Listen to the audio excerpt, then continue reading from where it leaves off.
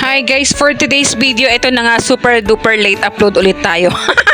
So naglilinis kasi ako ngayon ng gallery at ang dami ko pa talagang hindi na-upload or hindi pa talaga na-edit. So ito na nga inuumpisahan ko na paunti-unti hanggat wala tayong masyadong ganap.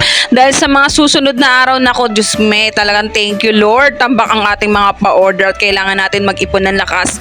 At syempre, kailangan ko rin mag-ipon ng memory sa cellphone para naman ma-film natin lahat. So ito nga, pakita ko sa inyo itong bear na aking order pa nung nakaraan pa to. Ito yung may kasamang 150 pieces French macarons and order to sa akin ng aking CC or former colleagues from PLDT na si CC FL Angeles, si Fe, I think Fe or Mitch ang pangalan niya, and then kapatid siya ni Maria Ligaya or Mary Joy. Ayan, thank you so much CC for trusting every now and then. So ako din pala yung gumawa nung kanyang cake nung nag-gender reveal siya at ito ay kanyang baptismal cake naman. So ito ang kanyang theme is para siyang rustic type or aesthetic, di ba yung color niya kasi bear siya, then brown na dark brown to light brown, then parang cream, ganon, parang off-white.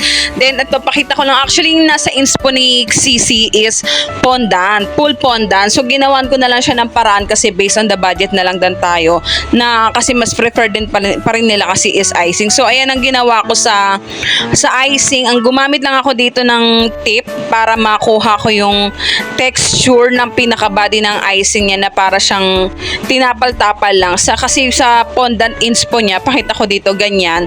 Ganito yung, hindi, ewan ko kung na-delete ko na yata, pero hanapin ko.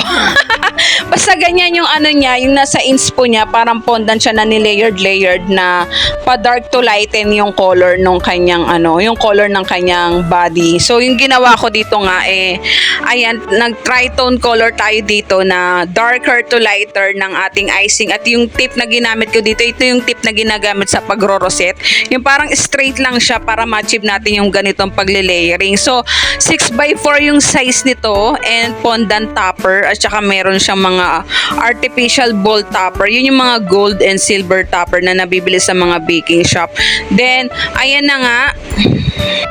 So ayan yung plinash ko kanina sa screen, yun yung inspo ni client na sinend sa atin na full fondant. Actually 2 tier yung nasa inspo niya pero ginawa na lang namin siyang 1 layer.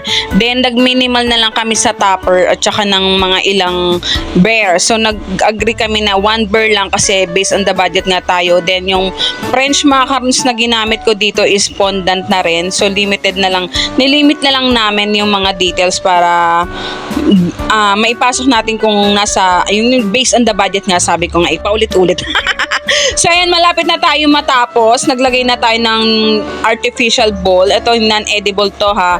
Tsaka nagpa-customize nga pala ako ng pangalan ni Luca. Yun si baby, yung name ni baby Luca. Actually napakamura ng pagpapagawa ko nito. So happy lang din.